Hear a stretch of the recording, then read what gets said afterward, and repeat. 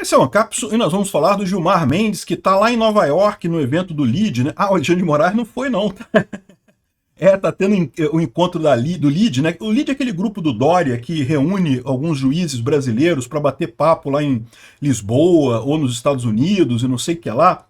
Né? Paga para o pessoal passear. É o Dória ainda tentando puxar o saco do pessoal político, né?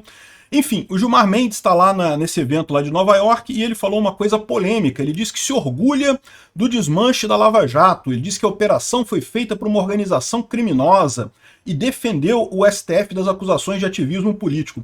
O curioso dessa história é que ela sai exatamente no momento em que abundam as informações sobre a interferência do Gilmar Mendes de forma predatória dentro da CBF, né? A gente já falou sobre isso em outros vídeos durante a semana. Saiu uma reportagem na Piauí que diz que basicamente aqui, ó, várias pessoas que eu entrevistei para essa reportagem me disseram que na prática quem manda na CBF é o Gilmar Mendes e o filho dele, o Francisco Mendes, ou seja, o que é o problema que a gente está vendo aqui? O Gilmar Mendes está defendendo o governo como ele conhece. O governo sempre foi corrupto. O governo é uma máquina de corrupção. O objetivo do governo é a corrupção. Quem acha, não, o governo é para fazer o bem do povo brasileiro. Para com isso. Você nasceu ontem, é verdade. O Papai Noel e o Coelhinho da Páscoa vão bem? Não, o governo serve para a corrupção, serve para essa galera ganhar dinheiro. Então, eles estão orgulhosos de terem salvado o governo deles, o governo de que eles ganham dinheiro, as jogadinhas toda que tem deles ali para eles ganhar dinheiro fácil em cima de nós, otários, que estamos nessa brincadeira, nesse circo chamado Brasil, né? Mas, enfim, essa é a frase do Gilmar Mendes, orgulho de desmanchar a Lava Jato. Vamos entender esse caso aqui. Essa notícia foi sugerida por Peter Reptiliano e eu posso provar. Crime ocorre, nada acontece, feijoada e várias outras pessoas. Obrigado aí ao pessoal que sugeriu notícias lá no nosso site, no visãolibertaria.com. E obrigado a você que está assistindo o nosso vídeo. Se você gosta do nosso conteúdo, por favor, deixe o seu like, se inscreva aqui no canal, né? Pois bem, o Gilmar Mendes, como eu falei, está lá no evento do LEAD, disse lá nesse sábado, dia 12, que sente orgulho de ter atuado no desmanche da Lava Jato durante a participação na Brazil Conference. A Brazil Conference foi promovido em Massachusetts, Estados Unidos, por estudantes brasileiros. Eu estou treinando meu ice cream and popcorn. Estou treinando meu ice cream and popcorn para ficar mais natural, viu? O evento foi promovido em Massachusetts, Estados Unidos, por estudantes brasileiros da Universidade de Harvard e Massachusetts e o LEAD. Tá? É o LEAD do Dória, no final das contas. A fala veio depois de uma pergunta sobre a atuação na operação em Curitiba que ele considerou ter sido feita por uma organização criminosa, processo de suspeição do ex-juiz Sérgio Moro, né? Diga-se de passagem, um processo de suspeição baseado em basicamente nada. Mas é aquilo que eu falei para vocês. É aquele caso, chegou no STF. No que chegou no STF, meu amigo, enquanto estava destruindo o Lula, o PT e coisa e tal. Mas, de novo, eu falo para vocês, é tudo uma corrupção só. O Estado como um todo, ele é corrupto. O objetivo do Estado é a corrupção. Então, quando chegou no STF, chegou nas boquinhas do pessoal, para pra pensar, cara, olha só, o salário do Gilmar Mendes é um bom salário como ministro do STF. Ele ganha lá, acho que 47 mil reais por mês, é um bom salário, 47 mil reais por mês. Agora me fala, só acha que com 47 mil reais por mês você compra apartamento de 1 milhão, de 35 milhões, que é o nome a casa que ele tem lá em Lisboa, lá, o prédio que ele tem lá em Lisboa, 35 milhões de reais, meu amigo, é dinheiro pra caramba, não dá. Juntando 47 mil, se ele não gastasse nada, só os 47 mil, não dá, meu amigo. Tudo bem que ele tem aí, ele faz umas palestras, ganha um dinheirinho adicional. Não, não é dinheirinho, meu amigo. É porque tem os esquemas. É nos esquemas que esse pessoal ganha dinheiro. E como é que são os esquemas? Sempre teve esquema. Isso não é novidade, não, tá? Isso não é esse STF que mudou a coisa, não. Sempre teve isso. O governo é uma grande corrupção pintada com a cores para dizer que é para ajudar o brasileiro, para dizer que é para ajudar o país, que é para não sei o que lá, né? E aí ele fala aqui, ó, fico orgulhoso desse processo que você chamou de desmanche da Lava Jato, disse o Gilmar Mendes, porque era uma organização criminosa, o que eles faziam em Curitiba era criminoso. O detalhe, eles só perceberam isso quando chegou neles, né? Então você vê como é que é esse negócio, né? Eu falo para vocês, quem está capitaneando essa briga contra Bolsonaro nem é o pessoal da esquerda, é o Gilmar Mendes e o Alexandre de Moraes, que são os ministros que foram indicados pelo PSDB. São os caras do PSDB. O PSDB é quem está por trás dessa, que está sentindo mais dores disso. Por quê? Porque houve uma época na política brasileira que o PSDB era visto como um partido de direita, era alternativa ao Lula, quase ganhava eleição, eu não sei o que lá, né? Eleição atrás de eleição eles quase ganhavam, ficavam no quase. Quase ganhava a eleição de 2006, quase ganhou a eleição de 2010, quase ganhou a eleição de 2014. Só que é aquilo que eu falo para vocês, né? O PSDB pagou o preço por ter deixado o PT tão solto, ter deixado o PT governar tão fácil. E esse pessoal ficou injuriado quando surgiu o Bolsonaro. Não, não pode, não podemos aceitar isso.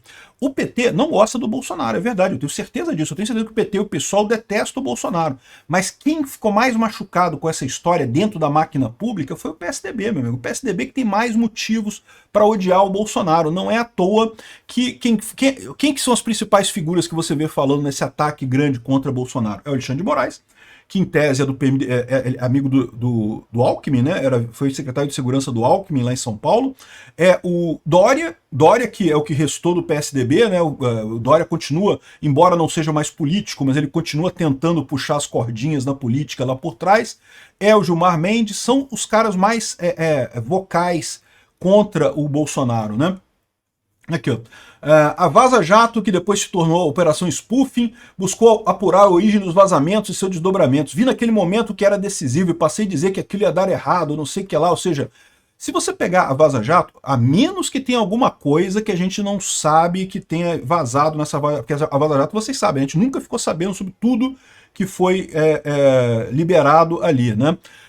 Eu suspeito que a parte que a gente não ficou sabendo era justamente a parte em que o pessoal da Lava Jato discutia os podres do STF, porque devia ter muito podre do STF, e aí essa parte não foi liberada, e é isso que machuca esse pessoal, é isso que esse pessoal fica puto, porque eles percebem que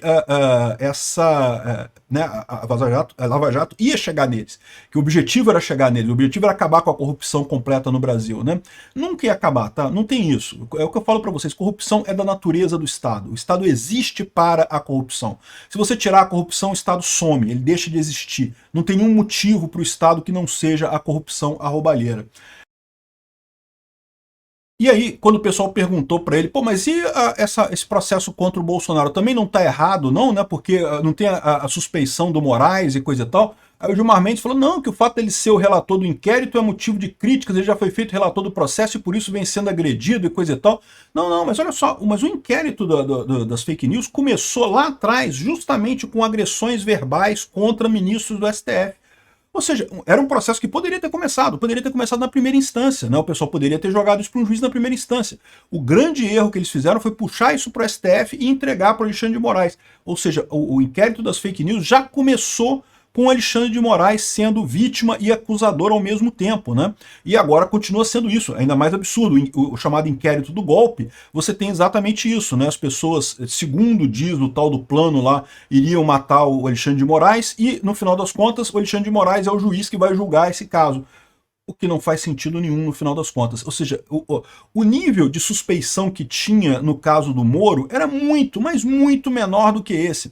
O que mostra que o Gilmar Mendes está falando aqui, por quê? Porque ele está na bolha dele, bicho, ele está na bolha dos poderosos lá de Brasília. Não porque é o governo como a gente conhece, as instituições que a gente conhece, a instituição da roubalheira, a instituição da corrupção, aquela coisa bacana pra gente comprar mansão em Portugal e coisa e tal. Olha só, imagina quanto é que ele não está ganhando nesse negócio da CBF. A CBF é uma empresa privada, meu amigo. Pode contratar. Contratou o escritório do Gilmar Mendes pagando uma fortuna. Precisa entregar alguma coisa? Não sei. Pode ser que entregue, pode ser que não entregue. Se não entregar, tem algum problema? Não. Você acha que o Edinaldo Silva o Edinaldo, como é que é o nome do cara mesmo? Edinaldo alguma coisa lá, o que é o presidente da Petrobras. Você acha que ele vai querer brigar com o Gilmar Mendes? Foi o Gilmar Mendes que botou ele no cargo. Botou ele no cargo. Deu uma liminar do STF e botou o cara no cargo. Um absurdo completo, né? O Girão está denunciando esse conflito de interesse entre a CBF e o Instituto ligado a Gilmar Mendes. Vamos ver onde é que vai dar isso daí. Acho que deveria ser investigado mesmo. Isso é um caso clássico de corrupção. Mas sabe como é que está o Brasil nesse momento, né? Agora, a grande beleza da coisa é essa. O Gilmar Mendes não é eterno. Em algum momento ele vai ser substituído.